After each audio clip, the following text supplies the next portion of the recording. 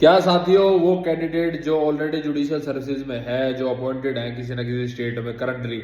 वो किसी दूसरी स्टेट में जुडिशियल सर्विसेज का एग्जाम देना चाहते हैं, क्या उन पर वो जजमेंट लागू होगी ऑनरेबल सुप्रीम कोर्ट की, जिसमें मैंडेट करा गया है कि 3 साल की प्रैक्टिस अनिवार्य है।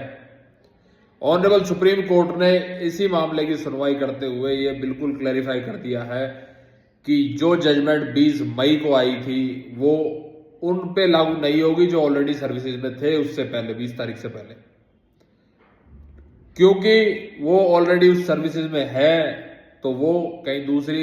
जगह अपना जुडिशियल एग्जाम देना चाहते हैं, अदर स्टेट में जुडिशियल सर्विसेज का एग्जाम देना चाहते हो तो दे सकते हैं, बशर्ते उनकी उस पर्टिकुलर सर्विस में, जिस पर्टिकुलर स्टेट में वो फिलहाल अपॉइंटेड हैं, उसमें उनके 3 साल पूरे हो गए हो तब। तो ये कहीं ना कहीं एक क्लैरिफिकेशन है और एक स्पष्टीकरण है पूर्ण रूप से कि किसी भी कैंडिडेट के मन में अगर ये कहीं शंका आती कि उसने